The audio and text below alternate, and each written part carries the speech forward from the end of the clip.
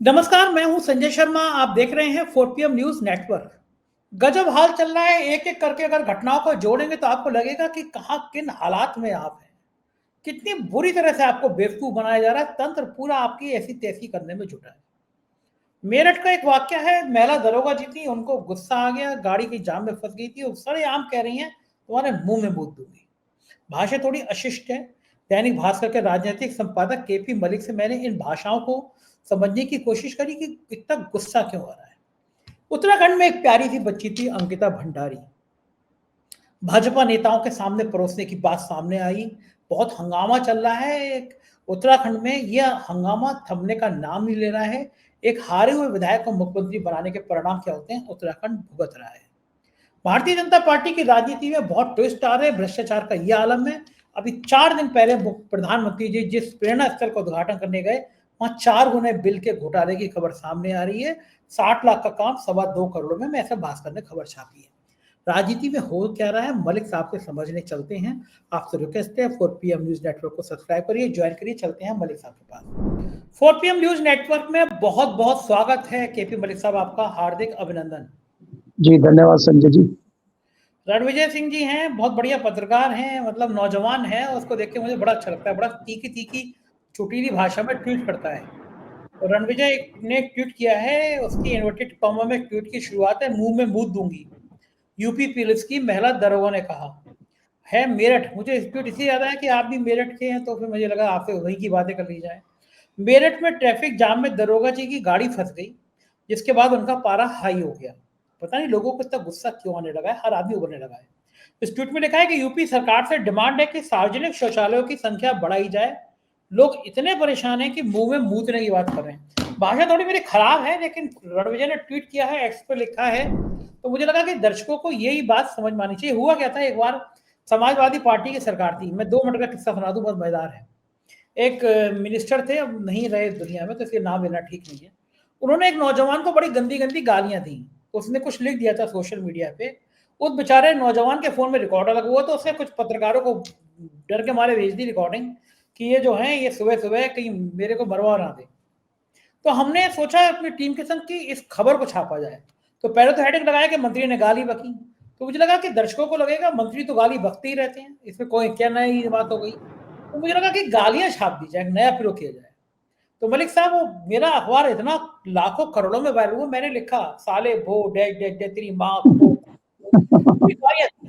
और उसका इतना रिएक्शन हुआ। एक बड़े अखबार के संपादक ने मुझसे कहा, जैसे ही अखबार बटा, 4 बजे फोन आया कि तुमने आज क्या किया, तुमने गालियां छाप दी, क्या कर रहे हो तुम। तो मैंने कहा एक मिनिस्टर है और वो गाली दे रहे हैं, तुम गाली छापेंगे क्यों नहीं।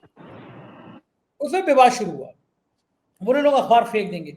1 घंटे बाद एजेंसी वाला आया कि जितने अखबार थे सब अखबार बिक गए, कुछ और छाप और सकते हैं। चाहिए। लेकिन फिर दिल्ली के बड़े से बड़े पत्रकारों ने वो तारीफ करी कि इन मंत्रियों को आईना दिखाने का यही तरीका था कि अगर जो वो कर्म करें वो कर्म सामने लाओ। मंत्री महोदय फिर बाद में मुझे मिले, बड़े झेपे झेपे से मिले वो। लेकिन मैंने गाली छाप दी कि मंत्री देखो यूपी का मंत्री कैसे गाली बकता है। और जब मैंने छापी, शाम को 7 बजे एक बड़े नेशनल चैनल के एडिटर का मेरे पास फोन आया कि वो गालियों की रिकॉर्डिंग भेज देंगे। मैंने उनको भेजी और रात के 9 बजे हर देश के टीवी चैनल पर चल रहा था यूपी का मंत्री कैसे बकता है गाली। तब टीवी चैनलों की हिम्मत थी, वो अखिलेश यादव का फोटो लगा के छाप दिया करते थे टीवी चैनल पे, देखो मुख्यमंत्री का। आज के टाइम में योगी आदित्यनाथ का फोटो लगा के कोई छाप दे तो उसकी औकात नहीं है। या तो टांग पे गोली पड़ेगी, या फिर एक तो मुकदमे लग जाएंगे, या फिर कुछ और हो जाएगा। दिल्ली की छाप दी तो आजकल आजकल आजकल हमारे यूट्यूब के पीछे पड़ गए हैं। 1 दर्जन वीडियो पे भारत सरकार ने शिकायत कर दी था 4PM से, ये हटाओ ये हटाओ ये हटाओ। पता नहीं क्यों मैं इतना प्यार करती है भारत सरकार मुझे, कि हर समय याद आता रहता हूँ मैं। खैर वो किसी दिन और दिन वीडियो करूंगा उस पर। लेकिन ये जो मैडम है महिला दरोगा, ये कह रही है मुंह में मूत दूंगी, और रणविजय कह रहे हैं कि साहब शौचालयों की संख्या बढ़ाई जाए। लोग इतने गुस्से में मुंह में मूतने की बात कर रहे हैं। भाषा थोड़ी अश्लील है, असंसदीय है, लेकिन ऐसी भाषा पे भी बात होनी चाहिए जब यूनिफॉर्म में बैठी हुई दरोगा इस तरह की भाषा बोले। मलिक साहब, आपका इलाका, आप बताइए क्यों गुस्सा आता है। देखिए संजय जी, वो तो दरोगा है, मेरठ में है। और मेरठ का जो एरिया है, क्योंकि मैं तो वहीं से बिलोंग करता हूँ, तो मुझे इस एरिया के बारे में बहुत अच्छे तरीके से पता है। यहाँ तो लठमार भाषा चलती है। भाषा बहुत बढ़िया चलती और है, भाषा और बहुत ही एक और सेकंड मलिक साहब 1 सेकंड और लूँगा, आज आपको गुस्सा आएगा मेरे ऊपर, लेकिन मुझे मज़ेदार किस्से याद आ रहे हैं। एक बार एक जाट में और एक तेली में लड़ाई हो गई। भैया जाति वाले मुझसे नाराज़ होते हैं ना, मलिक साहब भी जाट है इसलिए सुना रहा हूँ। तेली ने कहा कि जाट रे जाट तेरे सिर पे खाट। अब जाट को बड़े गुस्सा आया कि हम तेली को जवाब कैसा दें, समझ नहीं आया। बहुत देर सोचते रहे जाट, तो उससे बोले, फिर बोले तेली तेली तेरे सिर पे कोलू। तो तेली ने कहा ये तो कोई बनी नहीं लाइन, मैंने लाइन बनाई थी, कोई जाट रे जाट तेरे सिर पे खाट। जाट बोले लाइन बनी नहीं बनी, लेकिन बोझे से तो मर जाएगा, कोलू इतना भारी होता है उससे तो मर जाएगा। जी मलिक साहब। तो संजय जी, यहाँ पे क्या है कि ये अक्खड़वाद चलता है, और इस तरह की नोक-झोंक और इस तरह की चीजें बहुत सारी और बहुत समय से यहाँ चलती रहती हैं। आज जिस प्रकार से मोबाइल का ज़माना है, तमाम लोग वीडियो बनाने में लगे हुए हैं, तमाम लोग फ़ोटो खींचने में लगे हुए हैं, इसलिए पकड़ में आसानी से आ जाते हैं। और ये कोई बहुत बड़ी बात मैं इसको नहीं मानता हूँ। आप जिस प्रदेश की बात कर रहे हैं, जिस मेरठ की बात करते हैं, उसके मुखिया की एक वीडियो चली थी। एक टीवी एजेंसी के कैमरामैन को क्या उन्होंने कहा था, वो आपको याद कर लेना चाहिए। अगर इस स्तर पे ये चीजें हो सकती हैं, तो दरोगा ने और महिला ने अगर इस तरह की भाषा का प्रयोग किया है, तो मैं इसको कोई बहुत बड़ी बात नहीं मानता। हमारे यहाँ तो ये नॉर्मल चीजें हैं, और वो तो पुलिस में है। उसका तो वाकया ही ऐसे लोगों से पड़ता है, ऐसी महिलाओं को, ऐसे लोगों को ठीक करने का काम उसका डेली का है।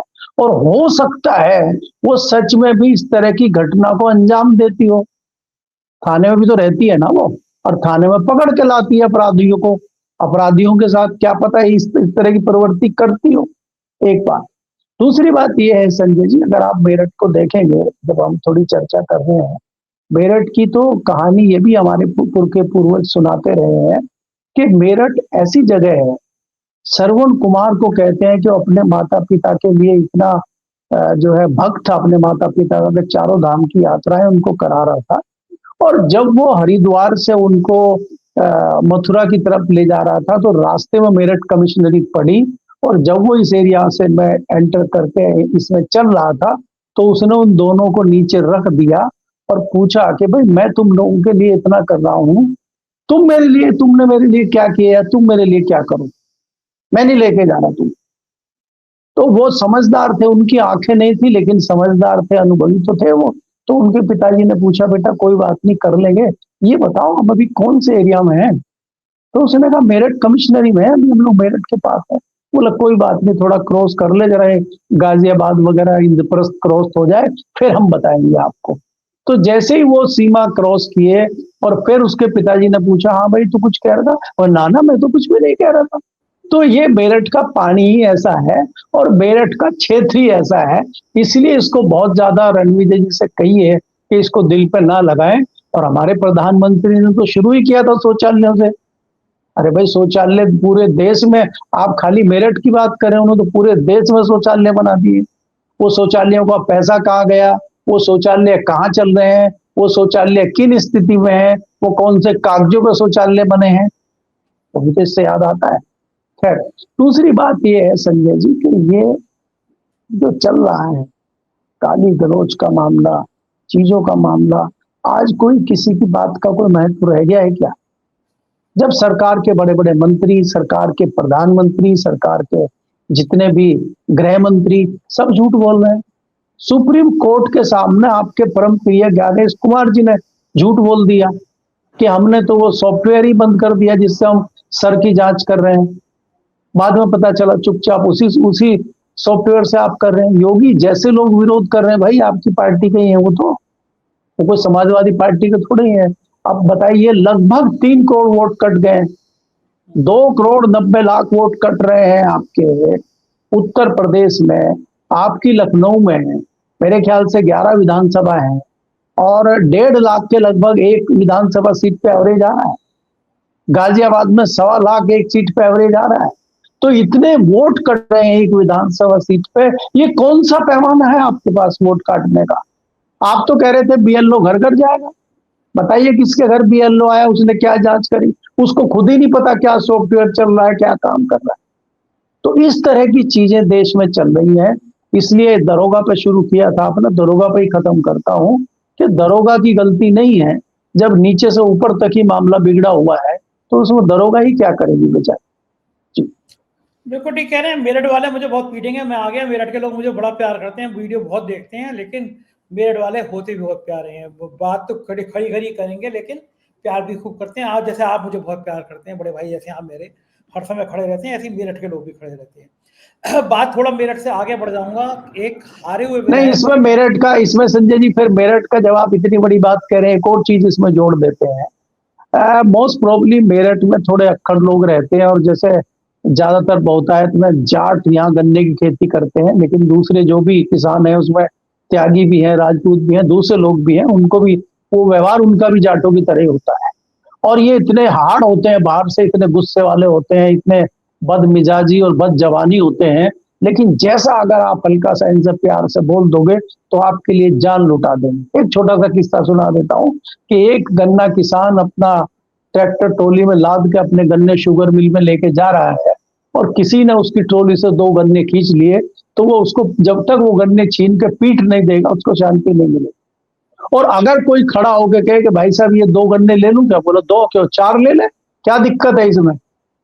तो ये इस तरह के लोग यहाँ पे होते हैं कि बाहर से तो बड़े हार्ड है नारियल की तरह, लेकिन अंदर बड़े सॉफ्ट और मुलायम है, बड़े दिल वाले लोग हैं मेरठ के। ये जी। बात तो सही है, लेकिन इतने दिल वाले नहीं है। मैं इतने दिनों से आपसे कह रहा हूँ कि मेरे को मेरठी गजक भिजवा दीजिए, रेवड़ी भिजवा दीजिए, और आप लोगों को ध्यान ही नहीं आता। तो आपने नहीं कहा नहीं, मेरे को वो तो मेरठ में कोई मेरठ ना कोई की दर्शक गजक। भिजवा जरूर देगा। मैंने आज कह दिया तो पक्का मेरे ऑफिस में मेरठ की गजक और रेवड़ी आई जाएगी। आप नहीं आए, इसलिए मैंने आज मंच पे कह दिया। कल ही पहुंच जाएगी, कल ही पहुंच जाए, कल ही पहुंच जाएगी, आप चिंता ना करिए, चिंता ना मैं करिए। आपको पड़ोस के राज्य मेरठ का गुड़ और गज्जक दोनों पहुंच जाएंगे, आपको चिंता ना करिए। जी जी बिल्कुल। जी। आपके पड़ोस के राज्य में चलता हूँ मलिक साहब। कहा एक हारे हुए विधायक को मुख्यमंत्री बनाने का परिणाम उत्तराखंड बहुत बुरी तरह भुगत रहा है। बंदे ने 1000 करोड़ में मीडिया को बांट दिए, त्राही त्राही कर रहा है बेरोजगारी को, पलायन को लेकर, लेकिन मुख्यमंत्री को होश ही नहीं। 1000 करोड़ दे दिए कि मीडिया गुणगान करेगा। अजीत राठी पत्रकार है, बहुत अच्छे। उन्होंने लिखा है कि उत्तराखंड में भाजपा नेताओं के बुरे दिन शुरू हो गए हैं। अंकिता भंडारी हत्याकांड को लेकर लोग नाराज हैं। आज ऊधम सिंह नगर जनपद में नैनीताल में भाजपा सांसद और पूर्व केंद्रीय मंत्री अजय भट्ट को लोगों ने काले झंडे दिखाकर मुर्दाबाद के नारे लगाए। पुलिस ने मुश्किल संभाला। एक बदमाश त्यागी है, उसका मर्डर, उसने करोड़ों रुपए का खेल। यह भी उत्तराखंड में आजकल छा रहा है, चल रहा है। उत्तराखंड की सरकार केवल फिर हिंदू मुसलमान से काम करना चाह रही है, लेकिन जिस तरह की एक छोटी सी बच्ची अंकिता भंडारी के संग भाजपा के बड़े बड़े नेताओं के नाम सामने आ रहे हैं, ये देवभूमि है, देवों की भूमि है। हरिद्वार जहां से शुरू होता है, हरि का द्वार है। इस पवित्र राज्य में इतने गंदे काले लोग कहां से आ गए, तो पूरे पहाड़ का दिल चीर दे रहे हैं। ऐसी घटनाएं दिल दहलाती हैं। मलिक साहब, क्यों हो रहा है उत्तराखंड में ऐसा? देखिए संजय, सबसे पहले तो ये देखिए कि धामी जी बहुत काबिल व्यक्ति हैं, इसीलिए उनको दोबारा हारने के बावजूद उनको मुख्यमंत्री बनाया गया है। और उनकी काबिलियत का अंदाजा आप इसी से लगा लीजिए कि वो मुख्यमंत्री की कुर्सी पर रहते हुए अपनी सीट हार गए, और उनको फिर भी मुख्यमंत्री बनाया गया। तो भारतीय जनता पार्टी की आंख के तारे हैं, वो दुलारे हैं, उनके नैन प्यारे हैं, क्योंकि वो केंद्र की सारी चीजें रबर स्टैंप की तरह चलाते हैं। तो इसलिए तो वो मुख्यमंत्री बने हुए हैं। दूसरी बात यह है कि पिछले 10 सालों में जिस प्रकार से दोहन चल रहा है उत्तराखंड में, चाहे पहाड़ों को बींधने का काम हो, उनको घायल करने का काम हो, चाहे वहां पे खनन के माध्यम से लूटने का काम हो, वो सब काम जो है सरकार कर रही है। केंद्र की सरकार के इशारे पर सारी चीजें हो रही हैं। वहां पर भ्रष्टाचार और इस तरह की चीजें बहुत ही व्यापक तरीके से बढ़ रही हैं। ये जो अंकिता भंडारी का 2 साल पहले जो केस हुआ था, लगभग 2 साल से ज्यादा हो गए, 3 साल होने वाले हैं। जब ये केस हुआ था इस पे, तब भी बड़ा उद्यम हुआ था, लेकिन इसको किसी तरह दबा दिया गया था, क्योंकि डबल इंजन की सरकार है ना। डबल इंजन की सरकार के कई फायदे होते हैं। तो उसमें केस दबा दिया गया, क्योंकि उसमें बार बार वीवीआईपी का नाम चल रहा था। अब तो वीआईपी का नाम भी खुल के आ गया, कौन है ये। लेकिन यहाँ मुझे थोड़ी हैरानी और थोड़ी सी उदासी, या इसको बोलेंगे हम कि थोड़ा सा हमें ये लगता है कि आम जनता को क्या हो गया है। आप हैरानी की बात देखिए कि एक महिला कल सेंगर के बचाव में आ गई जंतर मंतर पे। एक एक एक अपराधी के बचाव में आगे। मलिक साहब आप ये गलत कर रहे हैं, वो महिला बहुत इंपॉर्टेंट है, वो मोदी जी को राखी बांधती है, तो ये गलत कर रहे हैं। मोदी जी को राखी बांधने वाली कुलदीप सेंगर का बचाव नहीं करेगी तो क्या मेरा बचाव करेगी? ऐसी बातें कर रहे हैं। नहीं, राखी बांधना कोई बुरी बात नहीं है, लेकिन जो एक अपराधी है, बलात्कारी है, उसका बचाव वो किस अधिकार से कर रही, किस तौर पे कर रही है, क्या उसकी मानसिकता है? मैं कह रहा हूं इसी मानसिकता के लोगों की संख्या बढ़ती जा रही है, और वो उत्तराखंड में भी इसी मानसिकता के लोग हैं। आज अंकिता भंडारी का मामला सोशल मीडिया पे और जो छोटे मीडिया घराने उसमें छाया हुआ है। बड़े मीडिया घराने या बड़े जो मीडिया हाउसेस हैं वो उसको दिखाने में कोताही बरत रहे हैं, क्योंकि उनको बड़े बड़े विज्ञापन लेने हैं सरकार से। तो ये जो आपने अभी मामले की बात करी है कि उत्तराखंड में क्या हो रहा है, बड़े मीडिया घरानों को मोटा पैसा भाजपा की सरकार बांट रही है, उससे उनकी मजबूरी है मीडिया की बैठना। लेकिन इससे भी बड़ी बात ये हुई है कि जो छोटे यूट्यूब चैनल चलाने वाले या जो फ्रीलांस जर्नलिस्ट हैं, उन्होंने इस मामले को जिस तरह से उठाया है, उनको भी नोटिस पहुंचे हैं, उनको भी परेशान किया जा रहा है, उनको भी दबाने का काम करने की कोशिश हो रही है। लेकिन हम उन लोगों की सराहना करते हैं जो लोग इन सारे मामलों को पीछे छोड़ते हुए आगे बढ़ रहे हैं। और ऐसा नहीं है कि तमाम उत्तराखंड के लोग घरों में घुस गए, बहुत सारे लोग सड़कों पे हैं और इस सरकार को उखाड़ फेंकने की पूरी कोशिश कर रहे हैं। ये मामला भारतीय जनता पार्टी जितना दबाएगी संजय जी, उतना ये मामला बड़ा बनेगा। इस मामले को देख के मुझे दिल्ली का 2012 का निर्भया कांड याद आता है। निर्भया कांड में कम से कम सरकार ने इस तरह का आचरण नहीं था सरकार का कि उन चीजों को दबाए, जनता की आवाज को दबाए, युवाओं की आवाज को दबाए। मुझे याद है उस रात को लाखों लोग इंडिया गेट और नॉर्थ ब्लॉक तक पहुंच गए थे। राष्ट्रपति भवन या प्रधानमंत्री के कार्यालय में ना घुस जाए, इसलिए पुलिस ने बैरिकेडिंग की थी विजय चौक के ऊपर, और वहां से ऊपर नहीं जाने दिया था लोगों को। लेकिन ना कोई लाठीचार्ज हुआ, ना कोई आंसू गैस का मामला हुआ। पुलिस ने तत्काल एक्शन किया और उस बेटी को बचाने के लिए स्पेशल प्लेन से उसको सिंगापुर ले जाया गया, लेकिन उसकी जान नहीं बची और दोषियों को सजा भी हुई, सारी चीजें हुई। सरकार ने जनता के ऊपर नहीं नोटिस भेजी, सरकार ने लोगों को अरेस्ट नहीं किया, सरकार ने जो उसका विरोध कर रहे थे उनको पकड़ के अंदर नहीं डाला। यहां तो उल्टा हो रहा है। यहां तो इस सरकार में ना कोई इस्तीफा देता है, ना कोई जवाबदेही है, ना कोई सवालों के जवाब देता है। आपके परम मित्र का 112 करोड़ का मामला चल रहा है, पीएमओ से संबंधित है, पीएमओ को जवाब देने को तैयार है। ये परम मित्र मेरे कौन से नाम भी बता दीजिए। भाई नवनीत सहगल जी आपके उत्तर प्रदेश के हैं, जिन्होंने तमाम हाईवे अखिलेश की सरकार में बनवाए, मायावती जी की सरकार में नोएडा एक्सप्रेस वे बनवाया, भारतीय जनता पार्टी की सरकार में टीवी चैनल एक आप चला रहे हैं, एक वो चला रहे हैं, दो ही तो चैनल चल रहे हैं आज की डेट में। तो भाई साहब वो आपके परम मित्र हैं, तो इसलिए हम उनका नाम बता रहे हैं कि 112 करोड़ का आरोप उन पे है, तथ्यों के साथ एक बड़े अखबार ने छापा है। कोई जवाब आज तक नहीं आ रहा है किसी की तरफ से। इनका कहना हम जवाब देंगे ही नहीं, उखाड़ लो जो उखाड़ना है। प्रधानमंत्री कार्यालय के किसी ऑफिसर पे इतना बड़ा लांछन लगे, इतनी सारी चीजें हों और पीएमओ बोले ही ना, ये तो पहली बार हमने सुना है कि आप उसको हटा भी नहीं रहे, और उल्टा एक माहौल बनाया जा रहा है। आपने कह दिया मेरे परम प्रिय मित्र, अब तो कार्रवाई नहीं हो रही होगी, तो कल से शुरू हो जाएगी। अच्छा, संजय शर्मा का दोस्त नहीं है जो? नहीं, बच जाएंगे आप, बच जाएंगे। दोस्तों पर कार्रवाई नहीं होती, बच जाएंगे। जब आगरा लखनऊ एक्सप्रेस वे था, सरकार बदली तो उसके 5-6 महीने बाद एक्सप्रेस वे का एक हिस्सा जो साइड वाला होता है वो धस गया। पूरी बीजेपी ने ट्रोल करना शुरू कर दिया, जबकि साइड वाला हिस्सा धसा था कि ये है सच, ये है समाजवादी पार्टी का सच, धस गया एक्सप्रेस वे। मैंने इन्वेस्टिगेशन करी और 48 घंटे में स्टोरी छापी। उसकी हेडिंग ये थी कि एक्सप्रेस वे का जो हिस्सा धसा उसे बनाया था भारतीय जनता पार्टी के नेता की कंपनी ने, और उसको ब्लैकलिस्ट करने की जगह फिर दे दिया पूर्वांचल एक्सप्रेस वे बनाने का सैकड़ों करोड़ों का ठेका। और उन्होंने बताया था कि आगरा के जैन साहब जो हैं उन्हें वो हिस्सा मिला था बनाने का। बाद में टोल के नाम पे भी उन्होंने करोड़ों रुपए की हेरा फेरी कर डाली टोल टैक्स के नाम पर। और पूर्वांचल जो बना है सरकार में, मोदी जी उद्घाटन करके गए और बुंदेलखंड एक्सप्रेस पे पूर्वांचल एक्सप्रेस धस गया। तो ये जो कहानियां हैं नेताओं की, वो कहानियां जितनी हो ना उतनी कम है। जैसे बड़ा मजेदार खबर आज ट्वीट हो रही है लगातार कि पूर्वांचल ये जो प्रेरणा स्थल का उद्घाटन करने के लिए प्रधानमंत्री जी आए थे, अभी बड़े जोर शोरों के संग 3 पंडित जी लोगों की मूर्ति बना दी। उसमें बहुत बढ़िया खबर ये हो रही है कि जो ठेका था उसका, उसमें भी साहब लोगों ने खेल कर दिया। मेरे आयुष ने मुझे उस खबर का लिंक भेजा, क्योंकि मैं व्यस्त था थोड़ा-सा। तो उसने उस खबर को लिख के भेजा कि जो पीएम मोदी ने 25 दिसंबर को अटल जयंती पर लखनऊ में जिस राष्ट्रीय प्रेरणा स्थल का उद्घाटन किया, उसमें घोटाले की खबर सामने आई है। मेरे ख्याल से भास्कर ने लिखी है शायद, जहाँ तक मुझे याद आ रहा है। एलडीए के इंजीनियर ने 60 लाख को बना दिया 2.25 करोड़ रुपया। पार्किंग बनवाने में 4 गुने का बिल भेज दिया। मुख्यमंत्री की नाक के नीचे, मुख्यमंत्री के घर से 2 किलोमीटर दूर है एलडीए।